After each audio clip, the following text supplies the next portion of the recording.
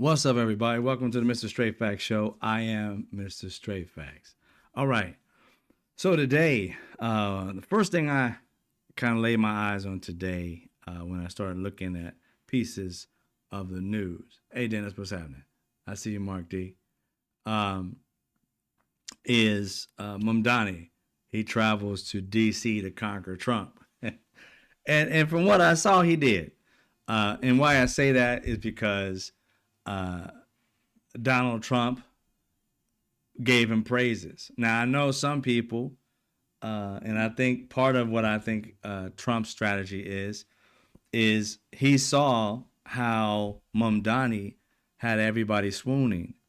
Yes, I said swooning at the White House. You can hear when he says that all these people, there's so many people outside that just wants to see, because Donald Trump is there every time. He's the default, okay?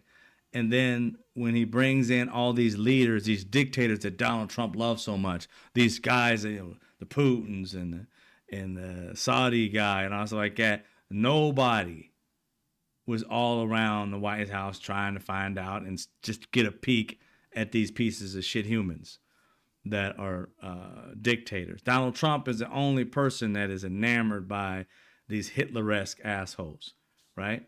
So he realized, and that's one of the things he talked about. He mentioned it a few times. You can tell Donald Trump what he's interested in. He's interested in always being the center of attention. And when he saw how much this guy brought about all these Republicans and sycophants wanting to come and peek in on the quote unquote, what they call jihadists. Some of them call them jihadists, and what Donald Trump is called a communist, and called him a socialist, a Marxist, and all this other shit he called him. Don't get me wrong, Mamdani got in the face of Donald Trump about some stuff too, in his election and running for his for the office. They did the political thing, and then they came together and talked about New York and all that. Donald Trump don't like New York. He wants New York to embrace him back because they kicked his ass out, basically. But he wants to embrace him back. But his big thing, he saw how much this guy, not only did he have people swooning at the White House, and he's like, there's like 100-some people outside wanting to see this. This guy's popular or whatever. Not only did he want that, he wanted a little bit of that. Because Donald Trump's been getting kicked in the ass for the last, 2-3 months about all this stuff. This is like one of his most, I want to say, celebrated meetings. He hasn't had that. Majority, they had some questions that was kind of off. There's one white guy saying, what do you think about this, Trump? Let me just throw in some red meat.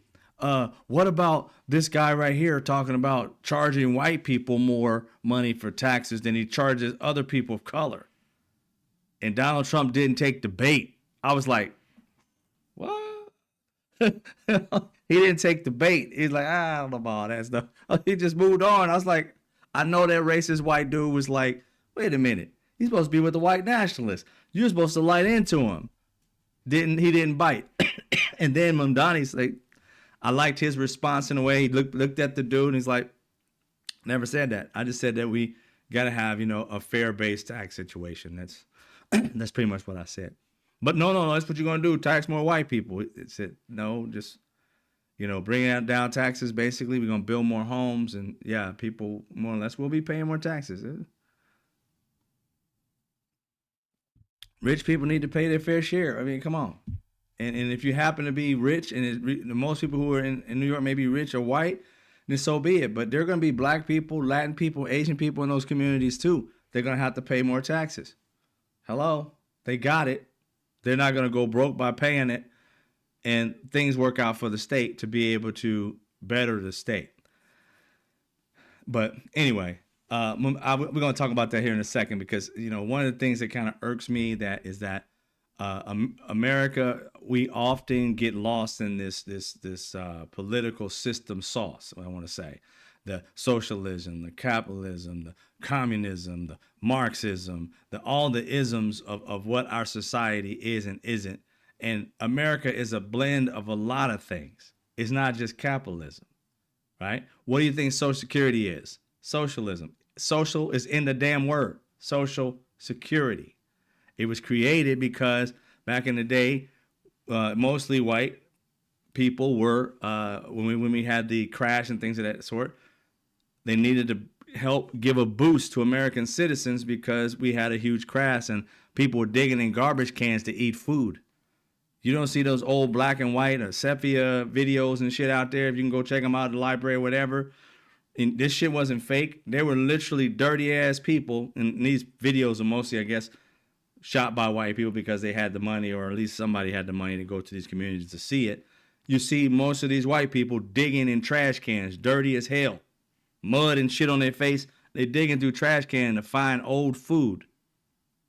The kids going out doing it, the grown-ups digging in trash. Yes, that was America after the crash. So what happened? We created Social Security to be able to lift those people up. Because why? Because our rich fucked us over and ended up bankrupting the damn country. Just like every time they get into office and do things, they mess us up and we get into debt. And that could be any Republican, Democrat, but it's been mostly Republicans, to be honest. And so going through that, these names that they call things, we're going to talk about that in a second.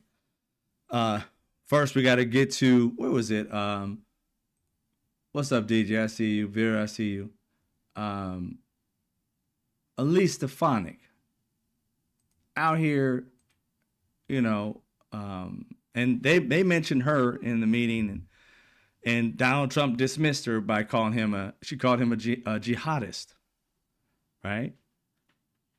As if, I don't even think they know what a jihadist is. You know what I'm saying? I think they just throw away terms just to make people scared of people. They don't really like look at what is a jihadist. You know? He's never said anything jihadist. He's never said anything like he wants to take over this country and rule it over like Sharia law or Muslim law or nothing like that. Nothing. So I don't understand where they get these ideas from. They just grab somebody's race and say anybody who looks like that, well, the people who look like that are bad, that look like him are jihadists. So let me call him with people who look like him the worst of his people. And you're like, how do you attach something to somebody that they never said anything even of the sorts and have so much confidence in the lie? It's baffling. These people say shit to control the population. I mean, I can see it from, like, I get a bird's eye view of what these people do because I done studied them for so long, it drives me nuts. And what they literally do is they have studied politics. They have done individual poll studying. They have talked to Republicans left and right. They have listened to them. And they've done what basically AI has done or can do in a split second. What these people have been doing for centuries is that they've been listening to you, taking this information down, and learning what you fear. Learning not what you want in life, what you fear you're not going to get. They listen to you and say, oh, that's a great thing. That's a great thing. Wonderful. Oh, everything's working for you. You know, your farm's doing well. What is the problems do you have? Oh, I have a problem with this and a problem with that, but most everything is good. Oh, so the problem though, how could I help you with your problem since all that other stuff is good? Oh, well, you know, we just need more jobs, more opportunities out here. You know, we can be, okay, cool. They find that fear and they don't offer you a solution to it. They offer you anger toward it.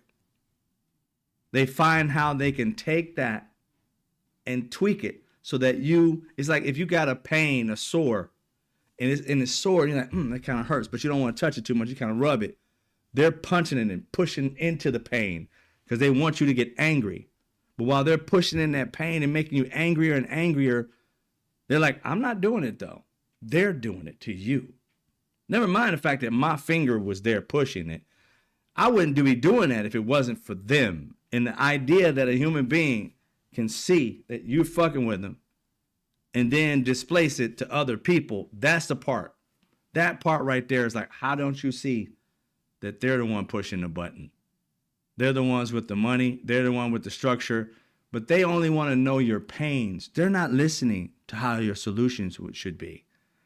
These politicians are listening to your pain and using your pain by blaming others, the Democrats, or others, the Republicans, for your pain.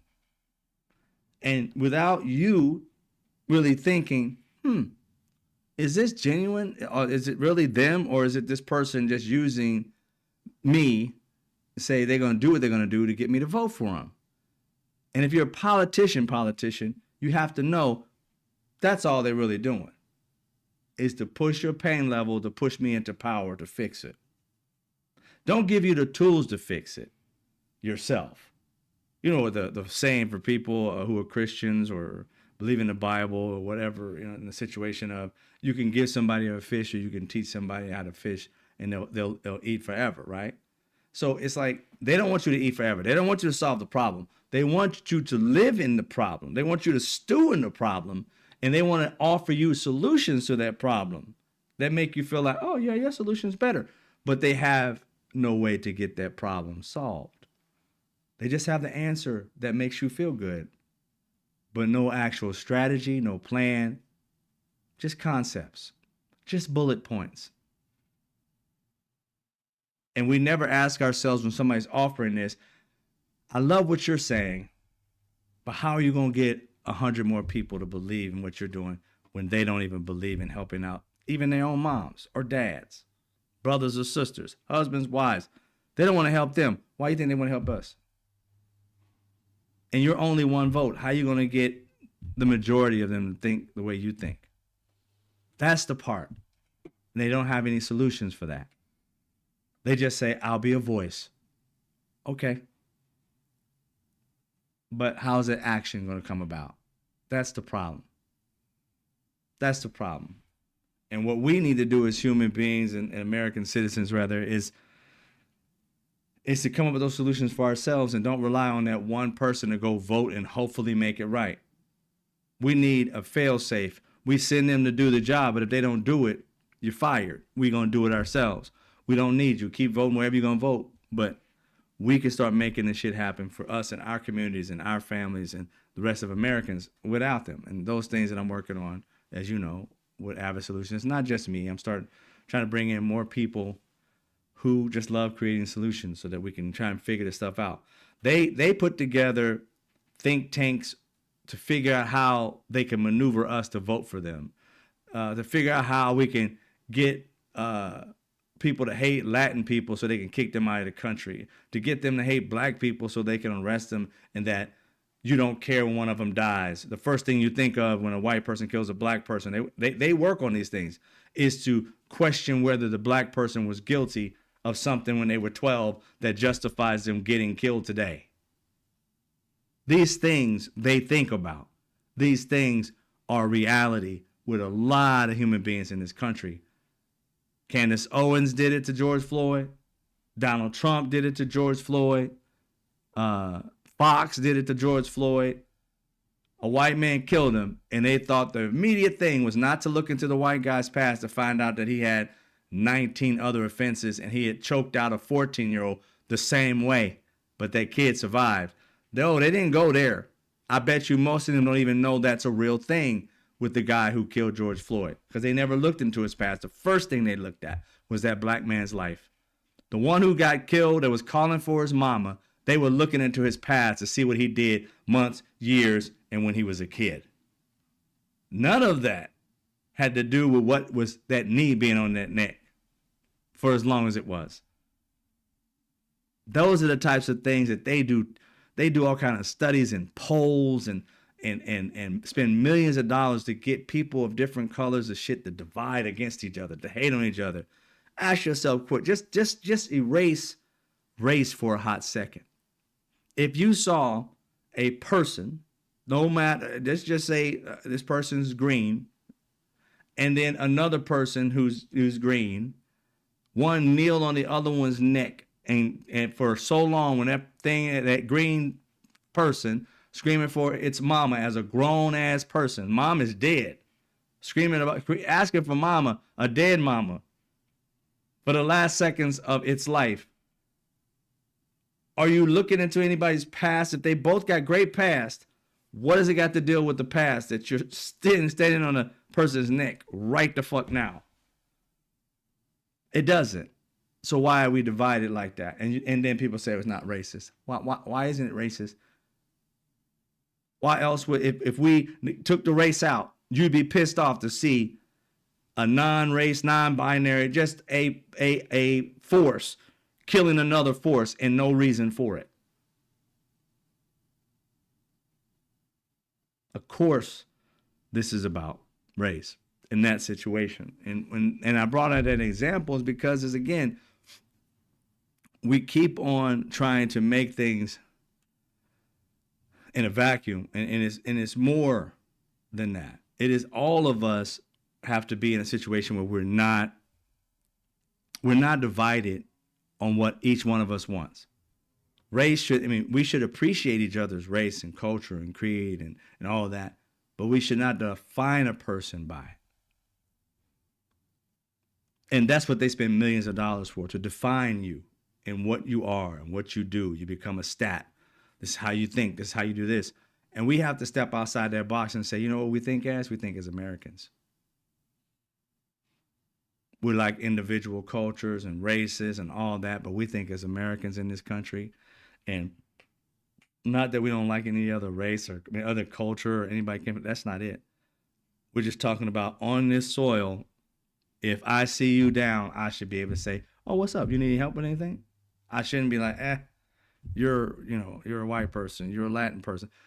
You think of them being on this soil, and you never know they could have fought for this country. We got too much division for no reason. And a lot of it's just because of the fact that we feel like, not all of us, but people feel like that you got to have some kind of competition with human beings. And you really don't, not unless you're some kind of sport. What you do is actual competitive nature. But as a human being living and breathing on this soil and in this world, you ain't got nothing to compete with. You got your own individual brilliances.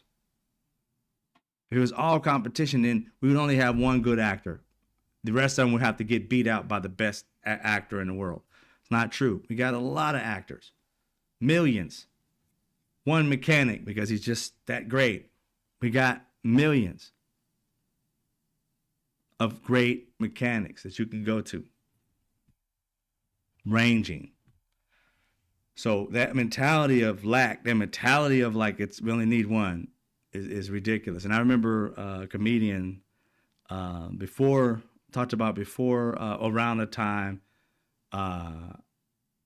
like Eddie Murphy, prior to Eddie Murphy, that for a black comedian, they only thought one could be a hit at a time.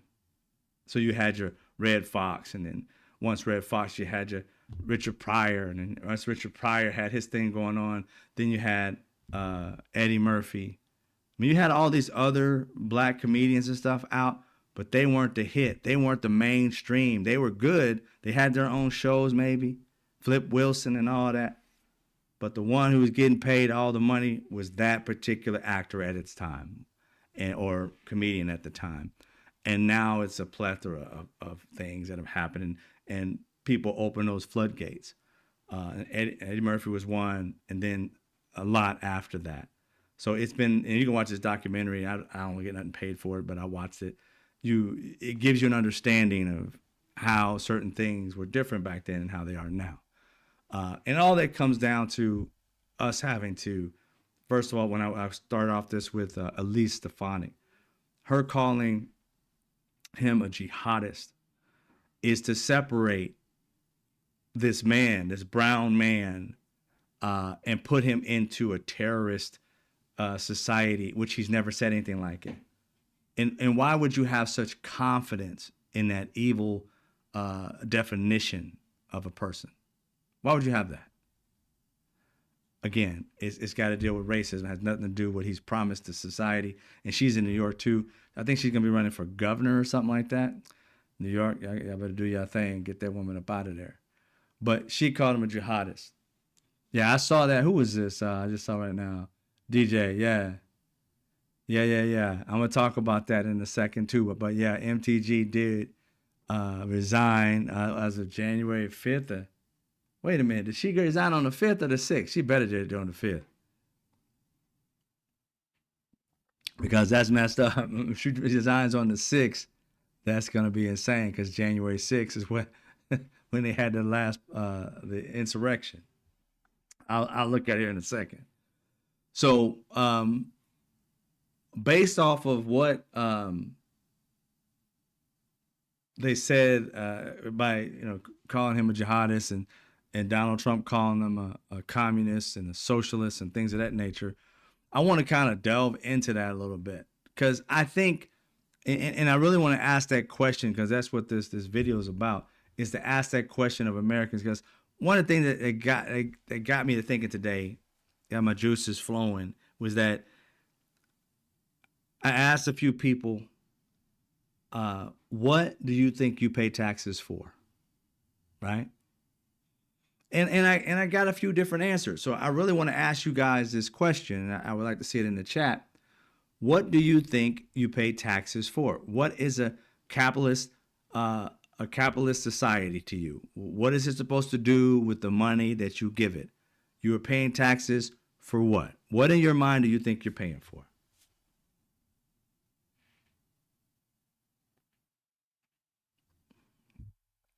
I know it's a delay, so I'll wait to see.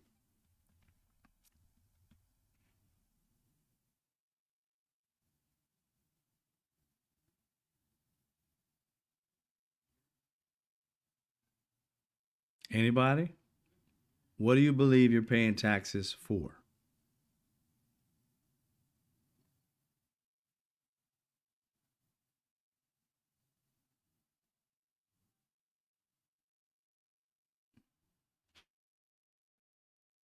Roads, thank you, Vera. Roads, city, right? Anybody else? Police, first responders, okay. Unfiltered, I see that.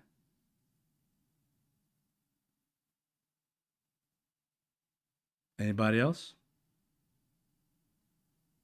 City, buses. Yeah, I getting Vera and unfiltered. Everybody else, y'all fell asleep on me. I'm gonna give it some time.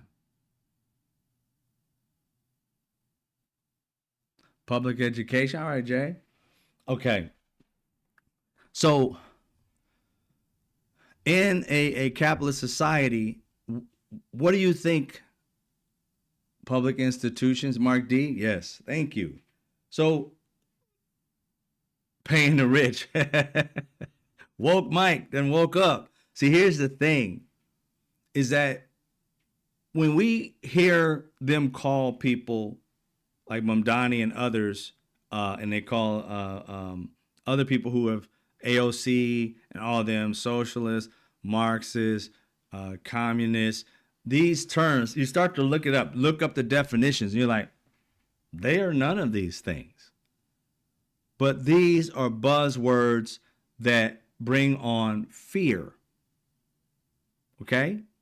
I mentioned before, fear is the main reason. They know that you as a human being will react to fear than you react to something good. Think about it like this, and this happens mostly for black people, but because you'll see like videos. We pay the government salary, right, Sky?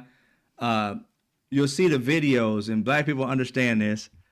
When you see the videos of a black person come around the corner and they'll just take off running like somebody's coming after them, you'll see some of the white people sit there and be stunned, like, why is he running? But a black person, as soon as they see that person bolt from around the corner, oh no, they running with you and they in front of you. They don't know what you're running from, but if you're running from it, they don't want to run into it, whatever that force is, even if it's a prank.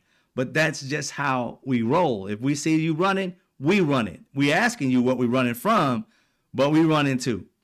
And so that's what they do. These politicians, they see what makes us afraid, and then they pretend like there's something there that you have to run from or run to.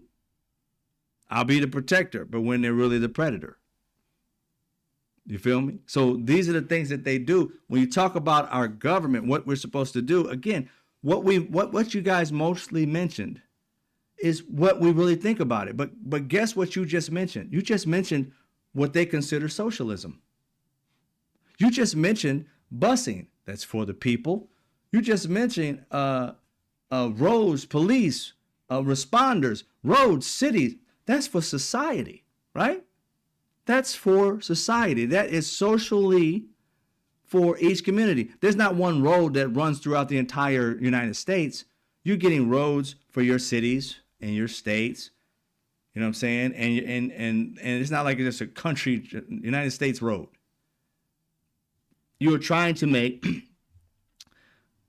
your money go to a government that the government takes care of your state. And if you do it federally, they're taking care of your country.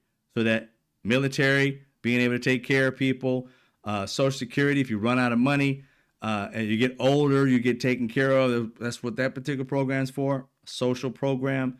Medicare, Medicaid, another social program. Ask yourself, when you listen to a Republican talk about communism, Marxism, and socialism, what are they talking about? They're literally talking about your money going to help people. Well, hell, you're the people they're talking about helping. And that's why you put your money into a pot to help America, not to help rich people, not to just pay people's salary. You know, you got to do that for them to take care and make decisions that better our country, make our country stronger, more protected, more either united with other countries, that have a union of other countries so that we can remain a democracy. All these things that we put the money in for is about socialism. But they made socialism the boogeyman. And then they made capitalism like say, oh, capitalism is about, you work hard and you get paid. You have a demand, right? You have the product, you have the demand or supply and demand. So you sit here thinking like, well, that's the business aspect of it. But in capitalism, you still are helping people, right? We're not putting money in just so that we can buy a product from the government and get a service from the government. That's not how we're really doing it. The money goes in so that you can serve the people, so that we don't have our tax rates don't have to go down, our debt for what we have to do to keep the country safe. We're paying into a pot to make the country better. And that should go wherever it needs to go, wherever we're failing at. And you're the leaders to make that decision on where America's. We don't have the time as American citizens to watch the country, how it goes up and down, and in budgets and economy. We don't have time for that. We pay you guys to do that.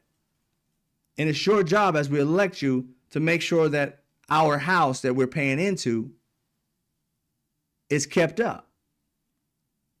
We pay into America, this house we call America. And you guys are the housekeepers. And you're supposed to keep that house clean, protected, secure, all that. That's what you're supposed to do. But when you go in and start taking a little money for yourself, putting it in your pocket and doing other things, and you say, we don't have enough money. How do we have enough money when we're giving trillions of dollars away to businesses to create jobs that they never create?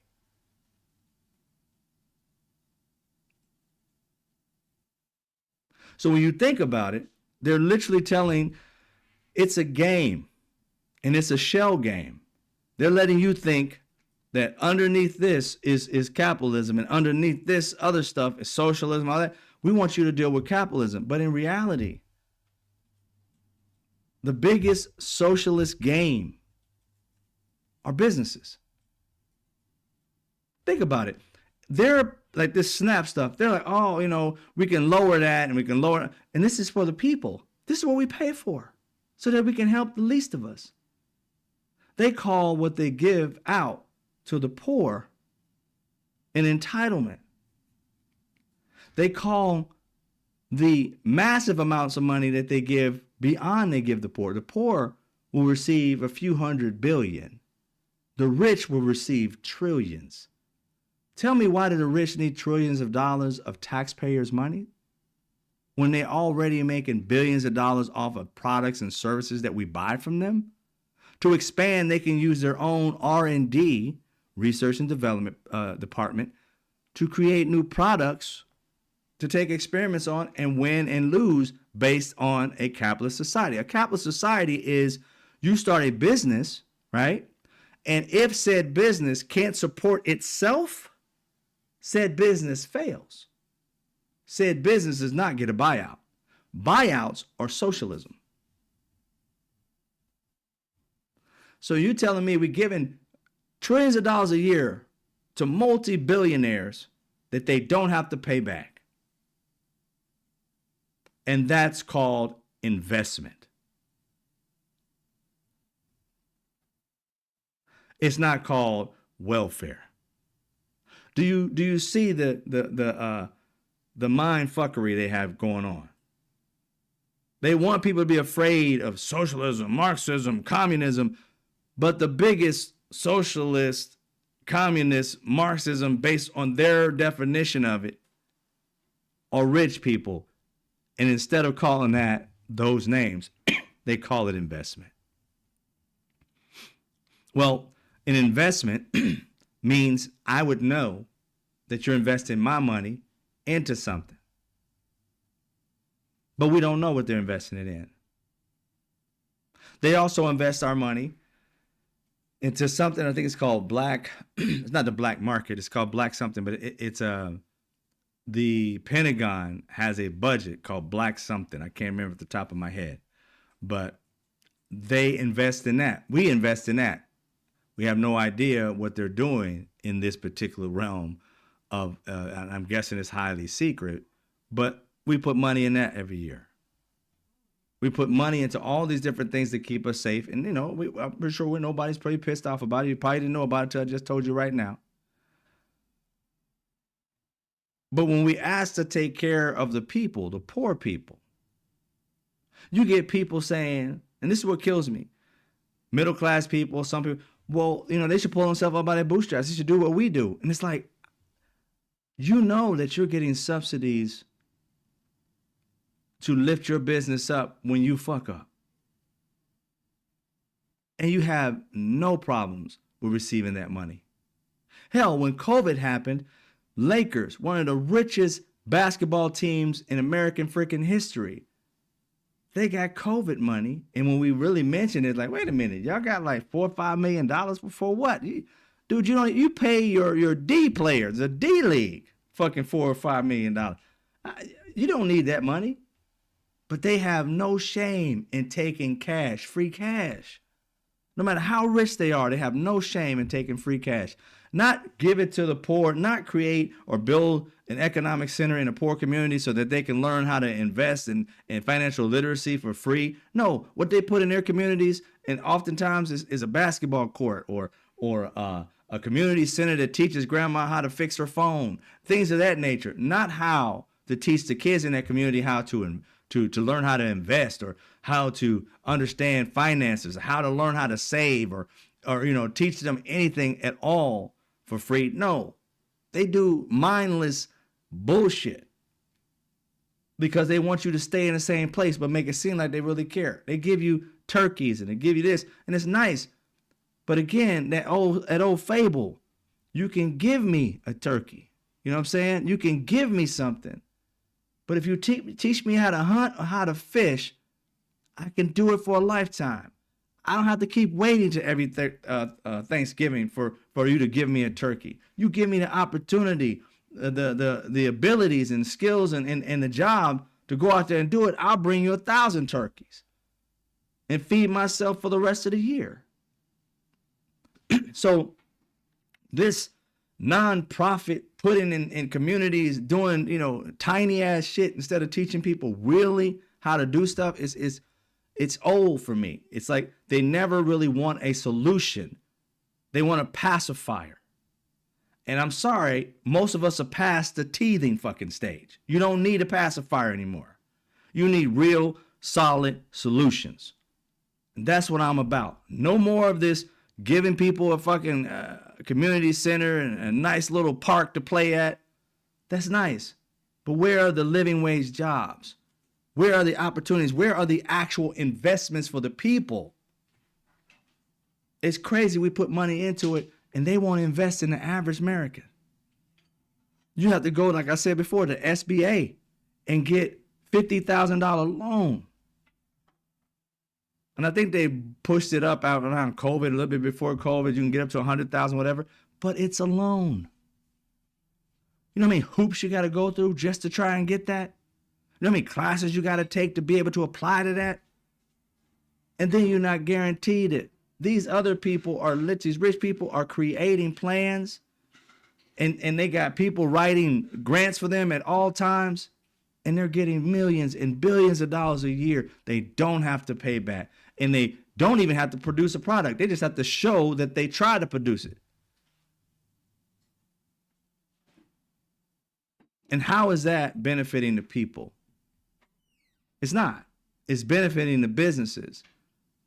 And the country decides, oh, it's an investment. I'm like, no, it's welfare. Because if it was an investment, you want a return, a ROI. You want a return on your investment.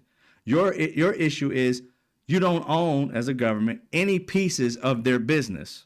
You give them billions of dollars. If they make it work, they get a contract with you to get more millions, if not billions of dollars, and they still own the patent. They own all the, the property of it, everything, the logo, all that. The government don't own. The government ain't getting no money out of it to help more people in America. It's not growing to help Americans, not at all. You just hope they hire American people. And even in that situation, they're like, oh, this is high level stuff. We got to go overseas and bring somebody over here on a visa. And you're sitting there like, so we gave all this money to start these businesses. And this is how Elon Musk got rich, taking our money, giving it to him not having to pay it back, and getting crap loads of money to do shit and contracts from the government, getting money hand over fist.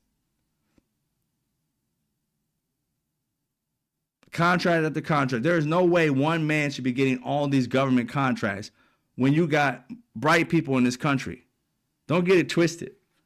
I know for a fact there are people of all races, colors, and creeds that are smarter than him in this country that could do what he's doing. You know who could be doing it? His employees. They could break up and start because they're the ones doing it all. He ain't doing nothing but just being a CEO with the face of it all. This man don't know this technology. You can get any one of those engineers that work for them could easily break off, create a team, and the government can give them the millions of dollars so they can go on and do it and create jobs. But they keep giving it to one man in a certain industry, or two, Jeff Bezos and Elon Musk. And America thinks, oh, there's only Jeff Bezos and Elon Musk. No. But that's what we see because they don't invest anybody else. Black, brown, nobody else. So you get this weird perception that it's only these white guys that can come up with these ideas, even though the people behind the scenes making it happen are Indian, Black, Latin, all that. But the face of it all is a white dude who can't do half of what these engineers can do.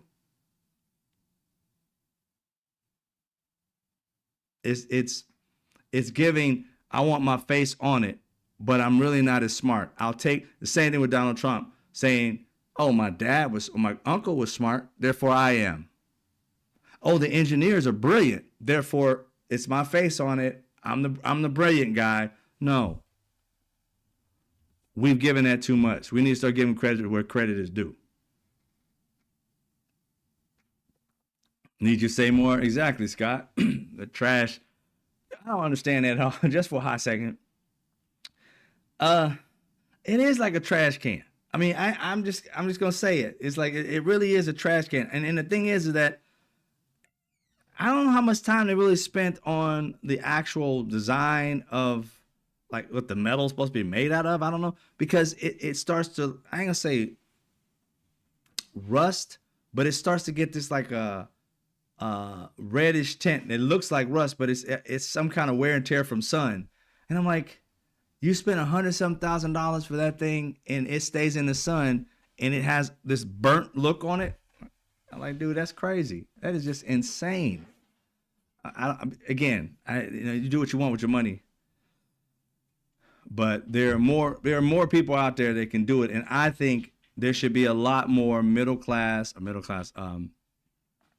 small and mid-sized businesses getting these subsidies than these billionaires. Why? Because again, if you're a billionaire and you have, let's say, like he has his satellite, his rocket company, rocket ship company, whatever. He's working on that. That's fine and dandy.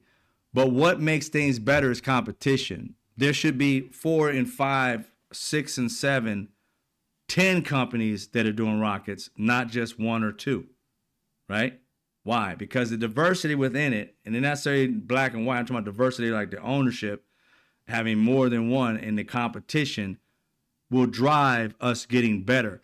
One of the things in life, again, like I said, when we don't have to compete with each other, that's fine, because your thing may be totally different. But when we're in an industry, you want to be able to have a diverse amount of people, because the different types of brains and ideas and thought processes, you will see that if you had 10 companies doing what Jeff Bezos and Elon Musk are doing with their rocket ships and stuff like that, you will see the innovation. It drives it. It drives innovation when there's a lot of people in that realm trying to be the first at something or trying to create something that's different. And then when one makes it, the other one's like, oh my God, and it drives that person to be better. And by doing that, the innovation grows so much faster. The impossible becomes very possible, right? But when it's just one, it takes forever because there's nobody to compete against them. Therefore, if it doesn't make it, like I would think about Apple. For the longest time, Apple just knew it was the ish because it didn't have all the bugs like PC, and it was easy to work on, so you didn't have to be a brainy person to work on a computer. They made it very simple. So they made it seem like they were the Ferraris of computers. So therefore, a Mac would be so expensive, you couldn't upgrade it. You had to buy a new one. PCs were different. And then PCs started to outweigh them because, again, you could get a computer, and once it gets older, take out the guts a little bit, spend a few $100s, and build a supercomputer, whereas you still had to pay $2,000-$3,000 for a Mac to upgrade it. And by the time you upgrade it, it still was crappier than your super PC as far as speed and all that because you couldn't upgrade it. So they had to learn along the way, right? And so that's the whole process, is that we keep dealing with a country that keeps giving our money to billionaires in a small market, becoming monopolies for the most part. I mean, it should not be that Facebook owns Instagram and owns WhatsApp and all. It should not be, because again, there's no competition in that now. There's no driving technology. There's even a hindrance of technology because we don't have to go as fast anymore because we're the only thing in town in this. You know what I'm saying? It's the monopoly part is disgusting.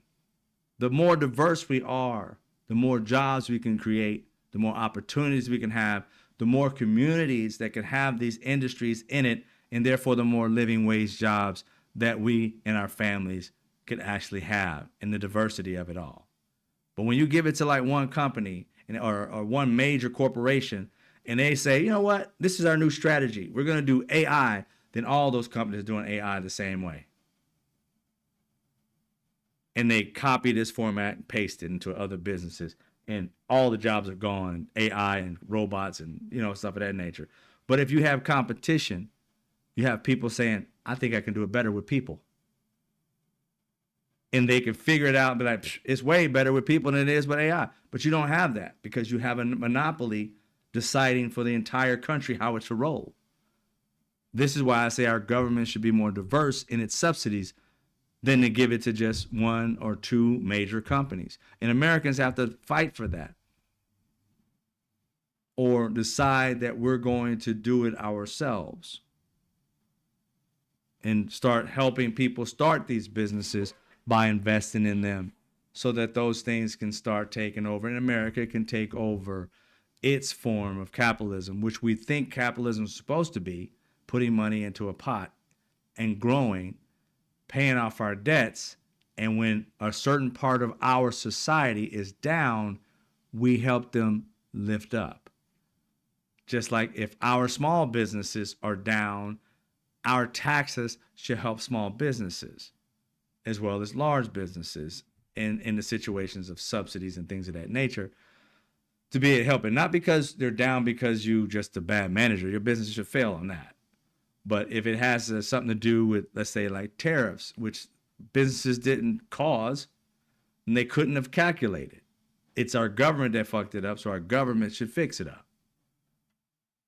Now, if you're a business that dealt in doing crazy shit and you like our housing boom, our housing the bubble burst, that's because greedy people were literally telling people who couldn't afford homes that they could.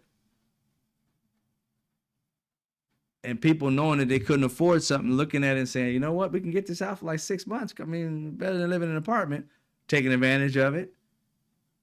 And because of greed, boom, everything blew hell up. But then we bailed out the banks. While many of us were saying, just fail them and invest in somebody else because their strategy sucked. They knew what they were doing. But that's what it is. NASA went to the moon decades ago. Musk still cannot even get Starship to low Earth orbit. Right, Aussie? I mean, I look at it as we need competition, and we need for Americans to be on a mission to help Americans. I think I'm just tired of the divisive bullshit. I know what I say. I go off on people who lie. And the most I've been lying, even I don't care who it is, but I go off on all people who lie to me. But the majority of people who lie in my life are Republicans. I see them lie consistently. And it's like, no problems. Calling people like Elise Stefanik, calling people a jihadist. I'm like, okay, where was that at? Where did you figure that part out? She couldn't give it to you. Donald Trump calling people communists. And when you really go back and look at the time when they had those communist trials, do you guys, I know some of you do know, but do you guys know what it was about? They were going around trying to black list everybody for simple shit, dog, that right now we think should be a fair thing, but that was called communism back then. Back in the day, and I'm just going to give a short snippet of it, there was a writer, and he was, back then it was like it'd be one big writer and had a writing team. That one big writer sometimes would write the movie himself or herself, but mostly him, and have a team of people rewriting other scripts and so forth. Then they throw their little hand on it, and then they say, okay, here it is. And instead of giving credit to the whole writing team, these writers were like, what do you want to call it? The underground, not underground, but when they had like children writing, and you just, not writing, they had children doing all this like slave labor.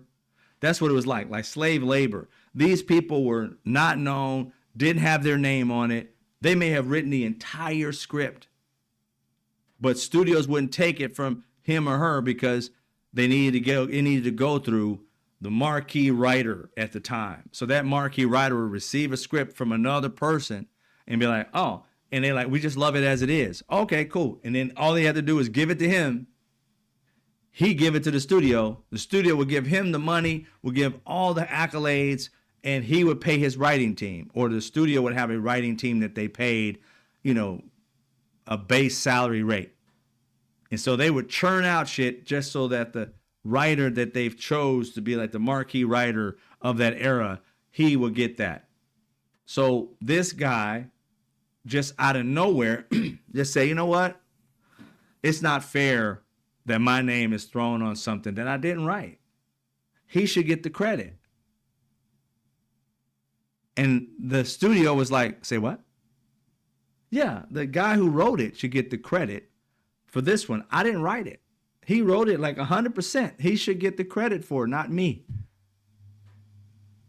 And because he was a marquee writer, They thought they couldn't sell it with this dude. We don't know who the hell he or she is. It was a he at the time. So they called that communism because he was trying to be fair minded about the money that he was receiving. And that, wait a minute, you're taking my money and sharing it with the piddly writer? I'm like, you like the movie, don't you? Yeah. Well, then the writer should get the credit for his movie.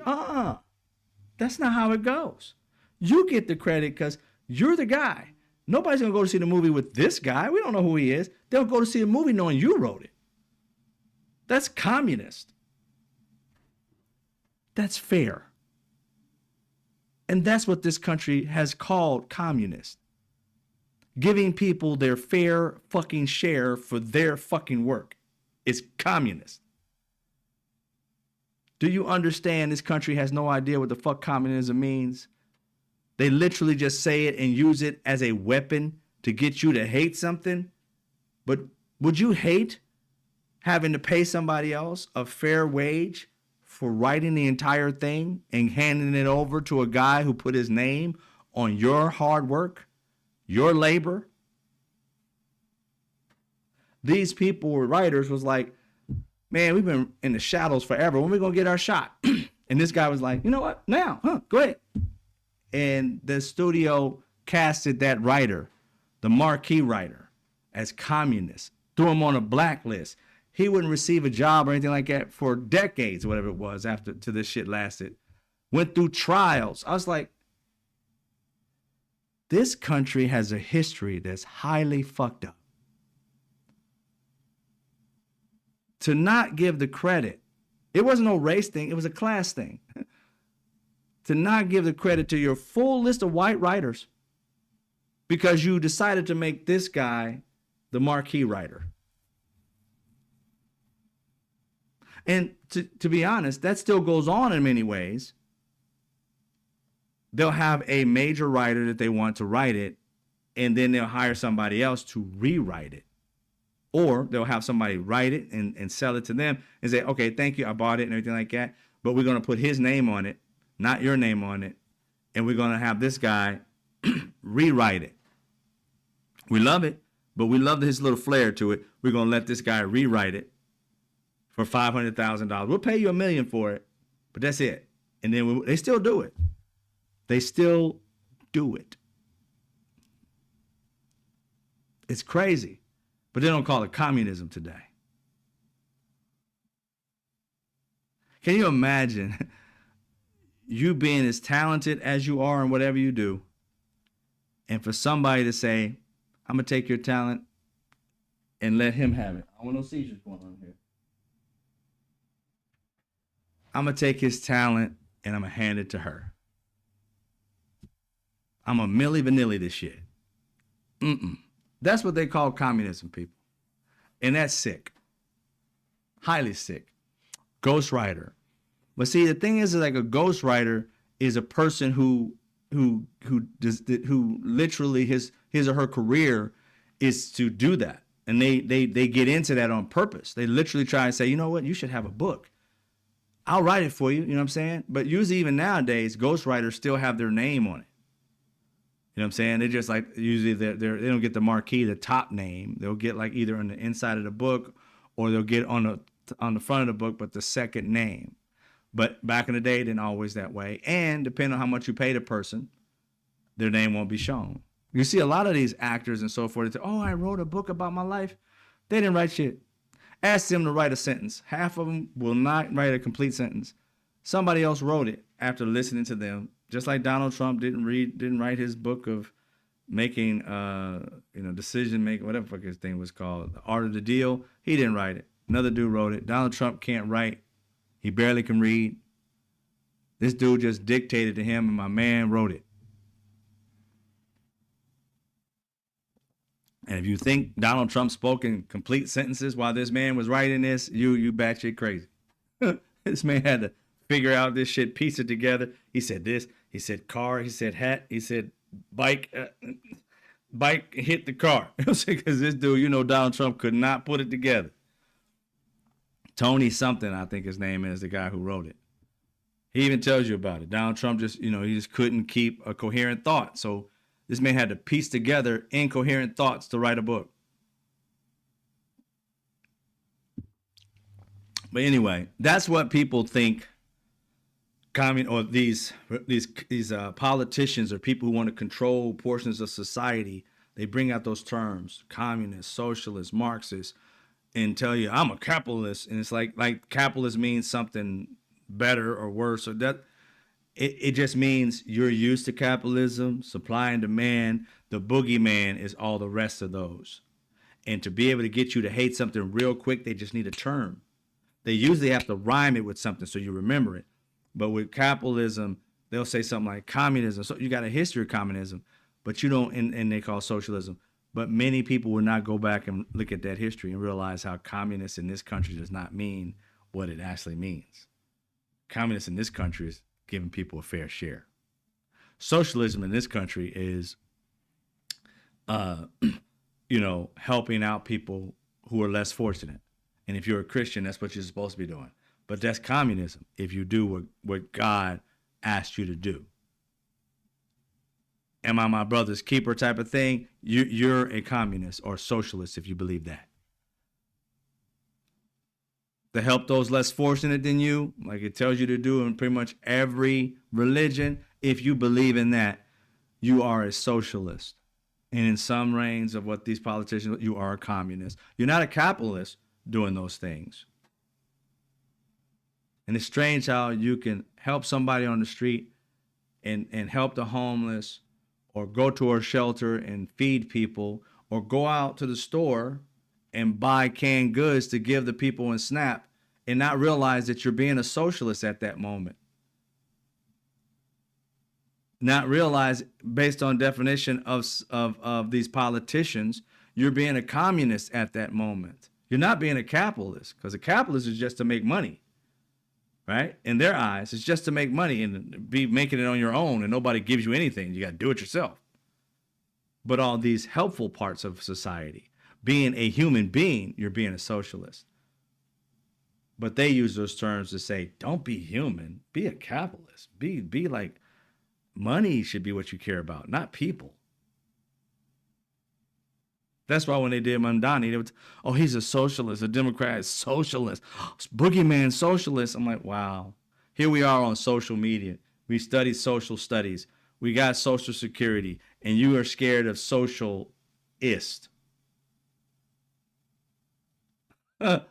It's crazy. And it literally means just helping people who need to be helped. Make sure that all of us have enough to get by. It doesn't say, I got to be rich and I got to give all my riches to you. No. It's saying, well, your fair share of taxes should be able to make sure that the base of Americans are not poor. And I mean poor, I mean dirt poor. You can't, if people are making under, $10,000 a year, $15,000 a year doing their job, you can't solve that. I think I can, but most people don't try and think they can solve that, because that's not the energy they have. They worry about me and not we.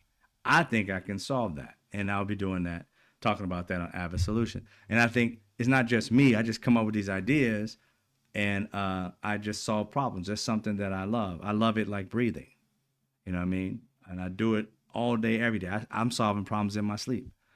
But anyway, good night, Woke. Take care, Woke. Sorry you had to go. Have a great weekend. Have a great weekend, Woke. And Pensacola, got to go. Got to find out about what happened to MTG. Got to work. Oh, I was going to tell you about MTG. You can still go. But MTG decided to retire. She's resigning as of January, I think she said 5th or 6th, think of it, of next year. Her big thing was that she said that, she kind of gave herself a lot of credit about what she's done. I know she did the stuff for Epstein files and all that. She did that. But when it comes to all the other things that she talked about doing, she was basically saying, I have been a staunch supporter of Donald Trump. And, once, everybody basically should be on the same side as these women. And they weren't. And once that happened, I was for what was right. and all the stuff I did for him, loyalty should be both ways. I was loyal to him. He should have been loyal to me when I needed it. Instead, he threatened my life. And she was basically saying, I'm done. I'm done. I done gave 5 years of my life, and I done gave him loyalty. And you would think loyalty would go both ways, but it hasn't. And she went on to talk about the things that she did to her loyal Republicans. Like, I voted most of the time with the Republicans and blah, blah, blah, blah, blah, blah. I'm like, so she tried to ride that thin line of, I did great for Georgians. I was 100% down with Donald Trump, and he stabbed me in the back, and therefore I'm out. I'm not going to spend more time as of January 5th, I think she said. And if it's January 6th, that's going to be the biggest, flex, because she left on the day that the insurrection. But I think she said the 5th. Exactly. What's it say? GL, let's be honest. Oh, let's be honest. Exactly. That's what I'm saying. I'm not fooled by MTG. MTG literally effed up this country, disrespected Biden over and over again. I mean, she didn't give Biden a chance ever. Every chance she got, she disrespected him as a president. And it's crazy how she wore her hat. She stood up. They were jumping in their seat. Her and Lauren Boebert and what's the rapist's name? Matt Gaetz. And they were all acting a fool while Biden was giving his speech. And then they want to censor the black man with a cane when he tells Donald Trump he's not telling the truth because Donald Trump was lying. But she wears a hat when she's not supposed to have a hat on in the speech. In every speech she got, she was wearing a hat, either Make America Great Again or Trump was always right or some shit like that. Just total disrespect. And if it was the shoe was on the other foot and somebody on the Democrat side was wearing, what do they call it, dark branding or whatever it may be, they would have been censored. Yep. But all this shit that's been in this for the last 5 years that she's been in it, she's only did one thing right. And that one thing was Jeffrey Epstein, the Epstein files. That's the only thing. And I think she saw herself being casted out anyway, and she was trying to go out on something that she could control. She could control turning on Donald Trump and the rest of them with an actual issue that the majority of Americans cared about. Because I want you to understand something. She went out on only one legitimate topic, and it was the Epstein files. She talked about the healthcare situation, ACA, and how her kids and constituents are going to have a doubling and tripling and so forth of their health care. And she acted like she cared about that. But ladies and gentlemen, she helped pass it. Okay? Don't forget that. She helped pass it. And this is what, and here's the thing. Right after she had passed it, and beforehand, the Democrats were saying this is what's going to happen. Right after she had passed it, or on that precipice of passing it, her and I believe it was Murkowski who got a deal during the process. She was on air where she was on a mic. One of the people asking her a question, reporters, and she knew that the health care was going to go up. But she's like, she just said she didn't know. She said, I didn't know that was in there. I'm like, how is it that I knew it was in there? I'm not getting paid $100,000 or so to work. You telling me you don't know what's in a bill that you passed? MTG, I didn't know it was in there. How don't you know what's in it when that right there is a major part of it? And that's what Democrats were screaming out the top of their lungs. That's what was on every news station outside of Fox. That's what people were asking questions in the halls of Congress, left and right. And I'm sure you got asked about it, but you don't know it and you vote for it. So you voted for something that you knew was going to fuck up your family. And now you're trying to say, I didn't know that, and I don't think it should pass. Well, then you should never passed it. You, Murkowski, and the rest of you guys should have said no, and it wouldn't have got the 51 plus one, the 50 plus one vote, and it wouldn't have passed. If you had asked for that part to be taken out and you would have signed it, no problem, it would have happened. But it didn't. And there's no excuse that you didn't do your homework. We don't pay you not to do your homework. There's no excuse that you did not do your homework, that you found out later that you fucked up. And then once your constituents are sitting there, hey, my insurance just went up 4 times, 3 times, 2 times. For kids, I can't afford insurance. Me and my kid and the family, I can't. You're going to have to pay it, Mom. Fuck that. I ain't paying it. Then she started realizing, oh, my kids can't. Their insurance is going to go up. I'm like, where's the epiphany? I mean, what the fuck are you talking about? We told you that's going to happen. You just thought it wasn't going to happen to you? I mean, come on. This is what I understand. Their default is stupid. And I ain't trying to say like, I'm just not smart enough. No, playing stupid is their default. I don't know. I didn't care. I didn't see it. Like Mike Johnson, they ask him questions all the time. Oh, that's something that happened today. I'm working. I never saw it. Your job is to know what's going on in the house. You're the speaker, fool. You're supposed to know everything that's going on in the house. Oh, I didn't hear that. I didn't hear that at all. I don't know what Donald Trump was saying. I didn't hear it. I didn't see it. I didn't see that part. I didn't see it. Their default is to play stupid. Hence, we're always calling them stupid because they play it well. These leaders are not that dumb. They think Americans are.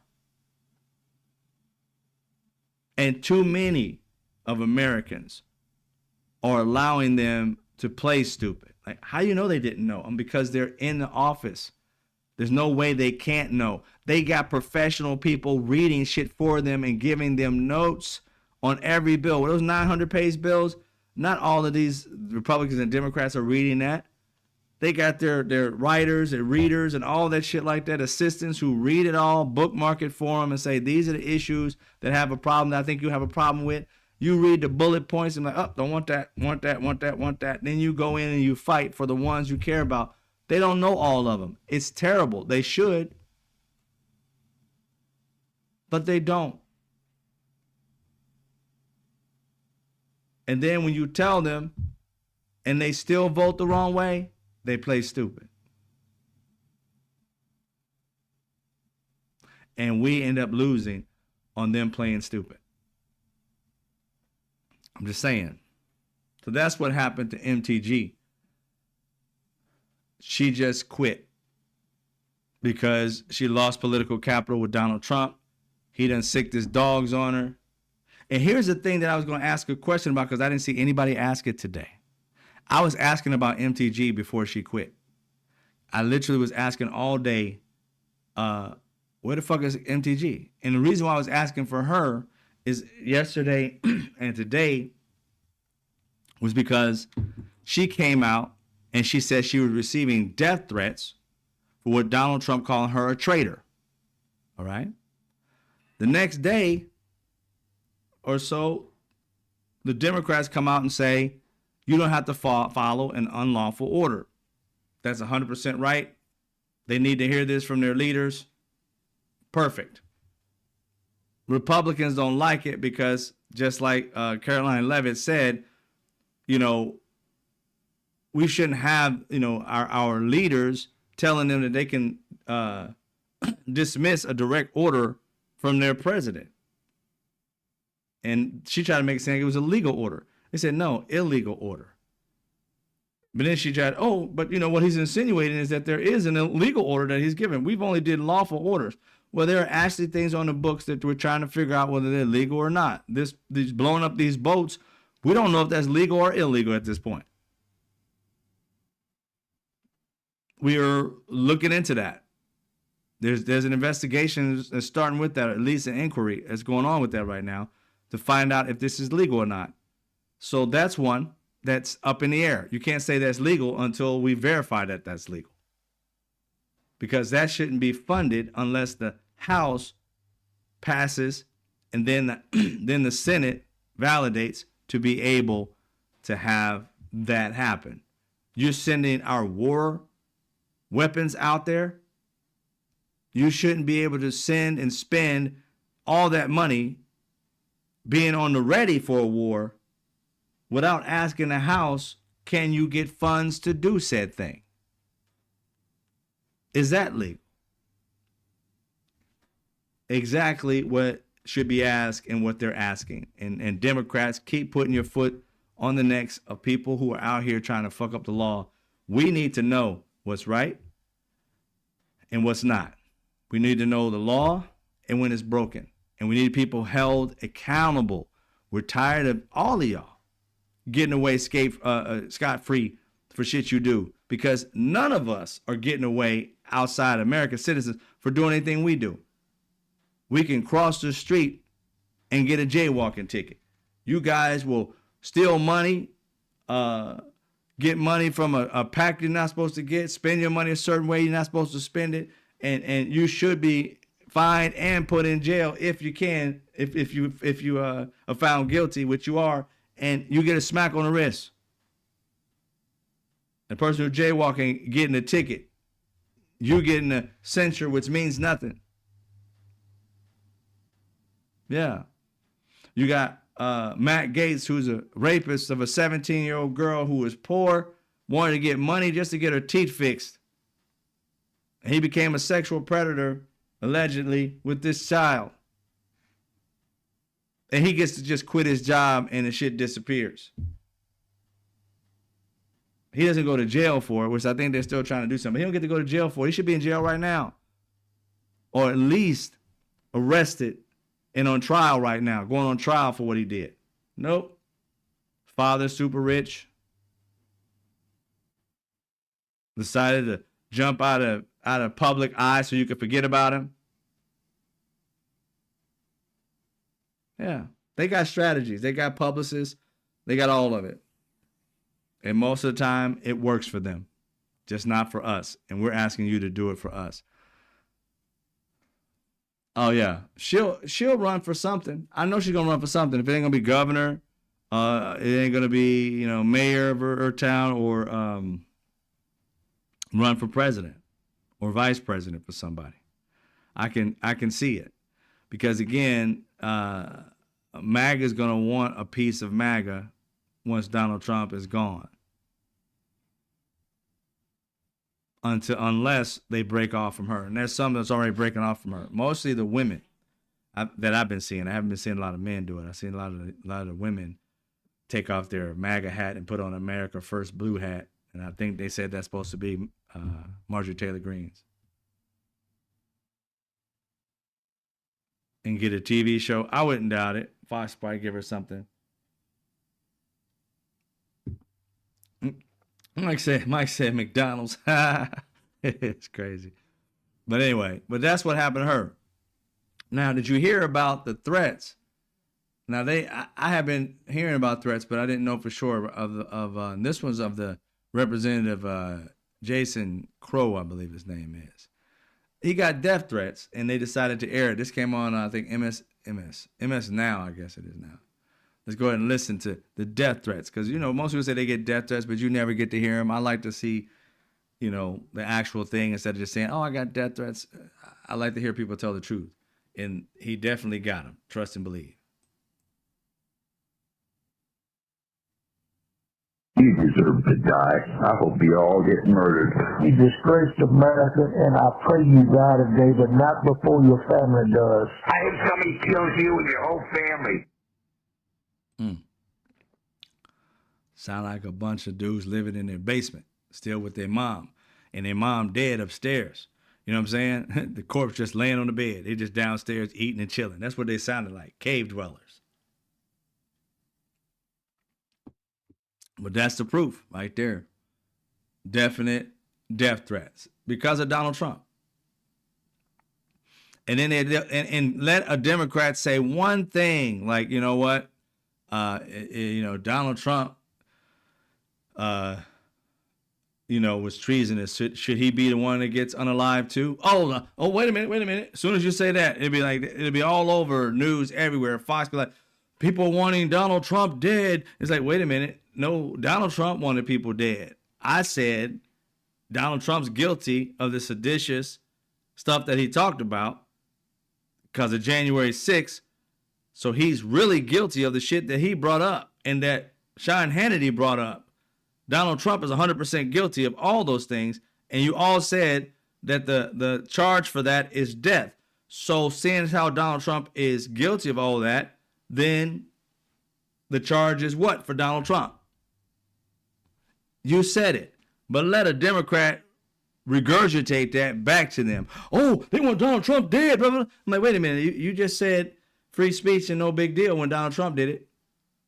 But it's all heightened on both sides. They're saying it on both sides. No, they're not. Donald Trump is the only one that's talking about killing somebody because they don't believe the way he believes. But if you threw it back in his face and said, well, if that's what you believe, then when are you jumping off a bridge sometime soon? Because isn't that what you deserve too? Seeing as how you actually did what you say they did? Yeah. Justice for thee, but not, justice for me, but not for thee. I get it. I get it. Anyway, it's a bunch of losers. You're right about that, Marty. Yeah, the orange man started the threats, but they'll, in a heartbeat, they'll be, as soon as you regurgitate it back, they'll definitely make it seem like, see, we need to temper down that temperature, take down the temperature. I'm like, nobody's brought up the temperature but you guys.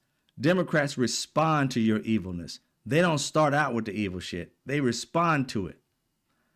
And their response, just because they're smarter than you and their response is more clever than yours, it does not make them evil. It makes you too weak to be able to respond back. Don't start nothing, won't be nothing. There's a phrase we used to say as a kid growing up. Don't start nothing, won't be nothing. Because when you start it, I guarantee you, I'm going to finish it. And when you have that type of confidence with people who just aren't as smart as you or quicker than you, they usually back down or get their ass beat. One of the two. And then Republicans, they talk a good game. They talk that good game. And then you just sit there and say a few things. And I promise you, you could say a few words to Donald Trump. He'd probably break down in tears. If people ever decided to stand up to that bully, Donald Trump would break like a cheap toy. Would break like a cheap toy if you got in his face just like he got into yours. That lady he called Piggy, if she looked back and said, who you calling Piggy? Hog? Oh, you're nasty. Yeah, you're nasty too. I wonder how your wife even touches you. Oh, my bad, she doesn't. You touch men instead of her. Who's Bubba? Huh? If you did that to them, that man probably have a stroke being so mad. He turned purple. But nobody has the guts or balls to give him back what he gives.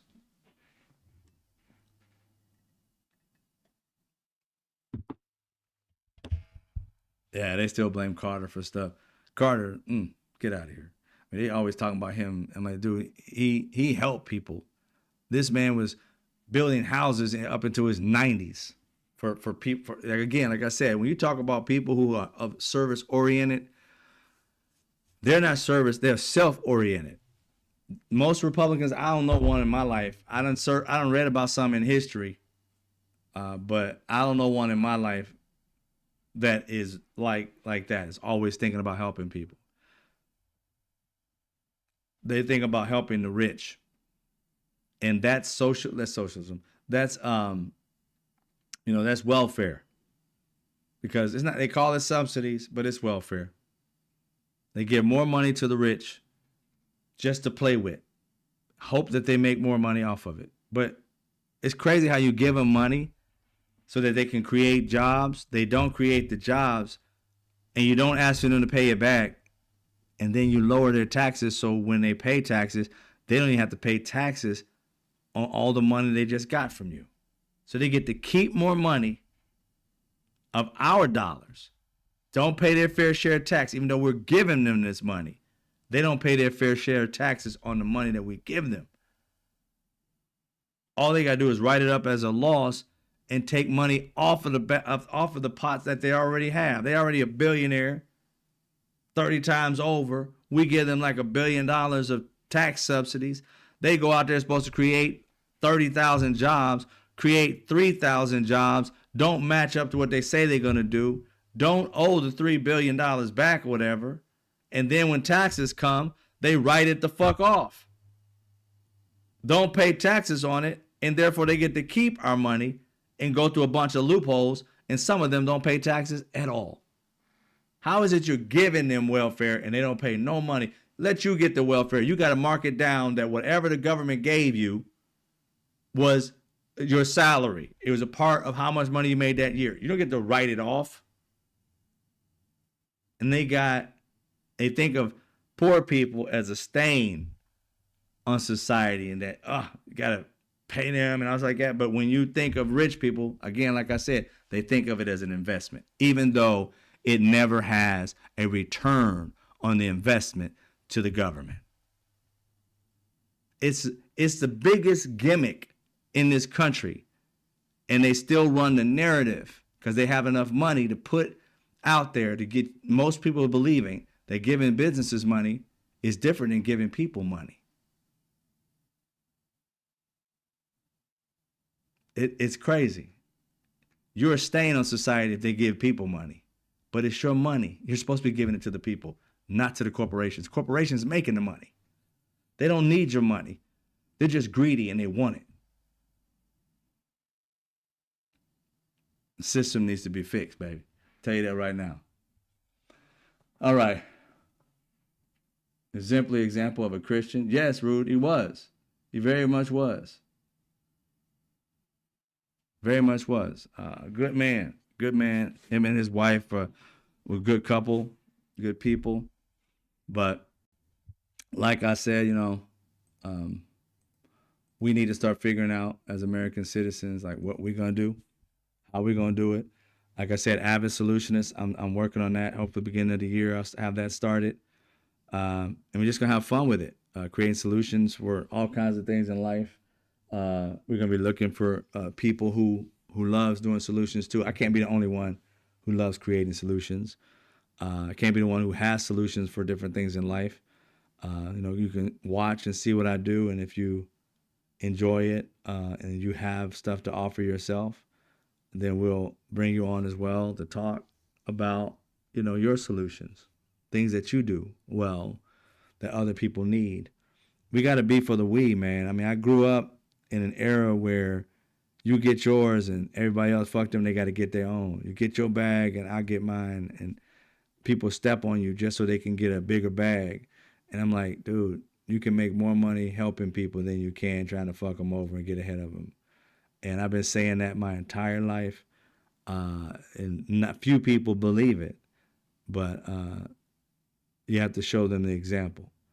And leading by example is what I do. So you start seeing that people's lives will change by the way you help people more so than getting help. You know what I'm saying? And everybody needs help, don't get me wrong. I'm just saying is that things that you have amassed through your life, the knowledge, the wisdom that you think is just, very nothing, the ideas that you have that your family or kids don't take credit for. Don't be like, Dad, you always got this or whatever. Or Mom, you always saying this, but give it to other people. If your kids and family won't receive it, give it to other people. There are many people out there that are starving for people to give a damn about their particular issue or problem. That is something that you figured out the solution to when you were 15. You may be 50 now. And that person just hasn't had you cross their path yet. And the way you do that is amplify your brilliance. And that's what we're doing, is like amplifying it. More brilliant people coming together, helping other people, being that beacon for help and solutions. I know everybody at some point in their life, if you didn't have that anchor in your life that had something and was that beacon that you can go to and speak to, or that mentor. We all were seeking it at some point in our life. Some of us achieved it. Some of us never found it. And some of us just waited so long that we became it instead of actually finding it. We became that wisdom that we always looked for and seeked or sought after. So whatever you have, trust me, you're brilliant inside, and there's something inside of you that somebody out there right now is crying, is kneeling and praying, is hoping that somebody crosses their path. There's somebody out right now is depressed because something in their life is not working well. And I promise you, you have the answer. You just keep holding it in to yourself. And the more you put it out there, you become that beacon. Then the people who need the brilliance that you have inside of you to change their life, to save some of their lives. And I got stories about that. I'll tell you, when you save somebody's life, well, I didn't know I was doing it. It's a feeling that, and you probably already have it, but it's a feeling you get that you never forget and you're thankful for. And you realize that if you did not share what's inside you with anybody else, then you wouldn't have been that person's like savior at the moment. Your voice, your words, your whatever is what saved their life or improved their life. And had you not spoke that brilliance into them, you may not even know them. You just recorded it, pushed it out there, and you were meant to be the voice that person heard to change their life. So that's what I love about being a solutionist, is that you throw out the solution. You don't know who it's for. But when it reaches that person, 9 times out of 10, that person's going to reach out to you and be like, you changed my life. You changed my life. It happened to me. I've been this way since I was a kid. I went back to my 20-year high school reunion, and a girl I was married, had my wife there. This girl comes up to me, says, I got to talk to you, and my ex thought it was like the girl was trying to hit on me or something like that. So she said, I got to talk to you outside. So we went outside, and she told me how, as a teen, I saved her life. Just the way that I was, the things that she said, you remember? I'm like, how old was I? She's like 15. I'm like, nah, girl, I don't remember nothing about 15. It's so hardly anything. But she gave me that, and I felt special. But I was like, I was a conduit of the God I believe in, that you needed it, and it came through me. It wasn't me. It came through me. And I'm thankful that my face and my spirit and who I am, my soul was attached to that spirit that gave you the answer that changed your life as a teen. And I've had that happen to me more than once, but that just brought that up just because, I just wanted you to know that those things are out there for you. And I'm sure some of you've had that happen to you. It's not just me, but just offering these solutions instead of hoarding them. We shouldn't die with them. We should give everybody the opportunity to flourish and bloom to what they were created to be. And that includes you. That definitely includes you. Good night, Nina. You guys have a great weekend. I'm going to see some of you guys on the show later on tonight. I hear you, Rude. If you like old school music, that's right. We're going to do that in a little bit. I'll see. Have a great weekend. All right, Dennis, everybody. I appreciate all y'all. Again, look out for Avid Solutionists on here, YouTube, on TikTok. I'm going to be on a little bit of everything because I'm trying to solve as many problems as I possibly can until my God calls me home. That's what I'm here for. That's what makes me, that's the energy I get it from. But I do this because I can't stand liars. Because the more you lie to somebody, the less their life starts to blossom. Tell people the truth and things change for them. So anyway, you guys have a great night. I'll see you guys on Monday around the same time. And some of you on Sunday when we do our show on TikTok. All right? You guys have a great evening. I'll see you when I see you.